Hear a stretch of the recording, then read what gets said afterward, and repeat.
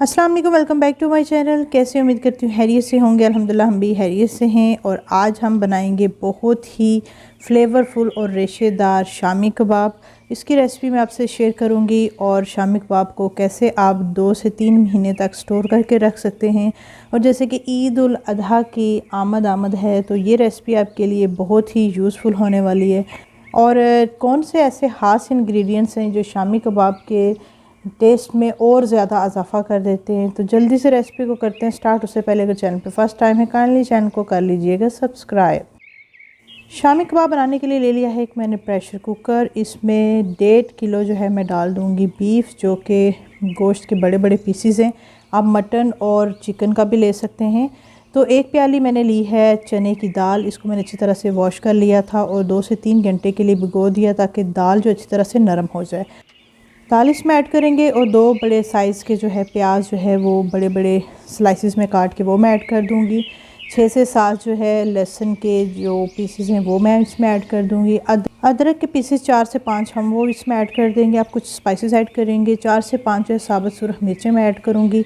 3 लौंग ऐड किए हैं, 1 मोटी काली इलायची, 2 दालचीनी के टुकड़े, 1 टेबलस्पून साबुत ज़ीरा, 1 टेबलस्पून साबुत खुश्क धनिया और नमक जो है मैं टेस्ट के हिसाब से इसमें ऐड करूँगी। और इसमें ऐड कर देंगे हम 1 टेबलस्पून इसमें हल्दी पाउडर और साथ ही 1 टीस्पून काली मिर्च का पाउडर हम ऐड करेंगे। अब हम इसमें डालेंगे पानी। पानी मैंने लिया है 1.5 गिलास।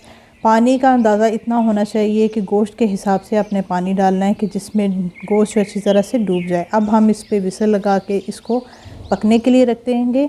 15 से 20 मिनट के लिए विसल को हम चलने देंगे। अब हम हटाएँगे तो गोश्त और दाल अच्छी तरह से मिक्स हो चुके हैं, ऑलमोस्ट गल चुका है गोश्त। तो पानी अच्छी तरह से खुश्क होने देंगे और ठंडा होने के बाद मैं इसको डालूँगी चॉपर में।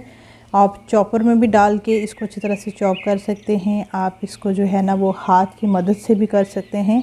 तो ये सारा मिक्सचर हम डाल देंगे चॉपर में और साथ ही कुछ इंग्रेडिएंट्स और हम इसमें ऐड करेंगे। हरी मिर्चें जो है 3 से 4 जो है वो मैंने काट के इसमें डाल दी हैं। और इसमें हम ऐड करेंगे प्याज एक मीडियम साइज़ का मैं चॉप करके वो डाल दूँगी। प्याज जो है शामी कबाब में बहुत अहम इंग्रेडिएंट है। और साथ ही इसमें 1 टेबलस्पून खुश्क पुदीना मैं ऐड कर दूँगी। आप फ्रेश भी डाल सकते हैं। 1 टेबलस्पून इसमें गरम मसाला, 1 टेबलस्पून जो है दरदरी सुरख मिर्च डाल के हम इसको चॉपर में अच्छी तरह से चॉप कर लेंगे।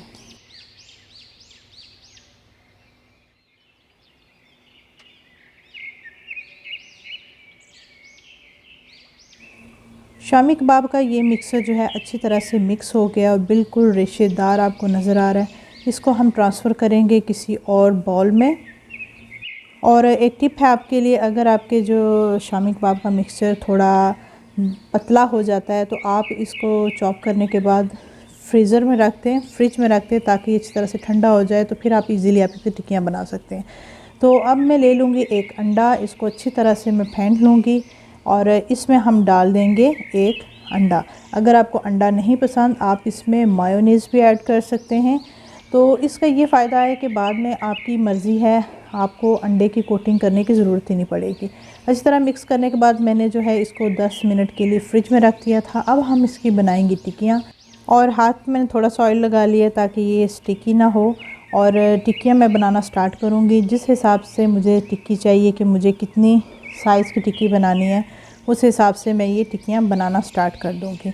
इस स्टेज पे यह है कि आप टिक्कियाँ बनाएं। बनाने के बाद आप पहले एक नीचे शीट रखें और ऐसे ही 1 बाय 1 आप टिक्कियाँ बनाते जाएं। अगर आपके पास शामी कबाब का मिक्सचर ज़्यादा है तो आप एक बैच कंप्लीट होने के बाद फिर उसके ऊपर एक शीट स्प्रेड करें, फिर ऐसे ही टिक्कियाँ बनाते जाएं। तो टिक्कियों को बनाने के बाद आप फ्रीज़र में आधा घंटे के लिए ना फ्रीज़र में आपने रखना है ताकि वो थोड़ा सा फ्रीज़ हो जाए। इस तरह वो स्टिकी नहीं होंगी। फिर इजीली आप किसी भी एयर टाइट बैग में डाल के या ऐसी ही शीट्स आप बना के जिसमें बिल्कुल भी जो है ना वो एयर टाइट हो, तो उसमें डाल के आप फ्रीज़ करके रख सकते हैं। इस स्टेज पे आप कबाबों को जो है 2 से 3 महीने के लिए फ्रीज़ करके इजीली आप यूज़ कर सकते हैं।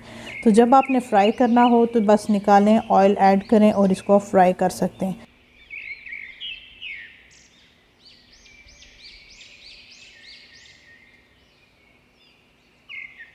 और यहाँ पे मैं आपको बताऊँगी इन टिक्कियों को मैं कैसे फ्राई करूँगी। फ्लेम ऑन कर लिए, एक बर्तन लिया, उसमें मैंने थोड़ा सा ऑयल डाला है। इसको हमने डीप फ्राई नहीं करना। मीडियम फ्लेम पे हम ऐसे ही कबाब को जो है थोड़ा सा हम कलर्स चेंज करेंगे। आलमोस्ट ये कुक्ड है, तो इसका हमने क्या करना है कि इसका अच्छा सा जो है वो कलर आ जाए एक साइड से, फिर उसके बाद हम इनकी साइड चेंज करेंगे।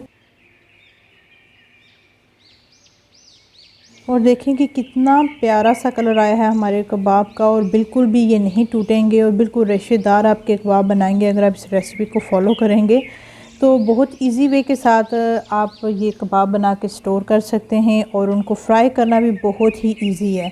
तो अगर आपको ये एग की कोटिंग अच्छी लगती है तो ये आपकी अपनी चॉइस है, आप इस पर डबल एग की कोटिंग कर सकते हैं। तो ये हमारे मज़ेदार से कबाब हो गए रेडी। अब इनको मैं निकालूंगी। इसको आप किसी भी पुदीना की चटनी, सॉस वगैरह के साथ आप सर्व कर सकते हैं।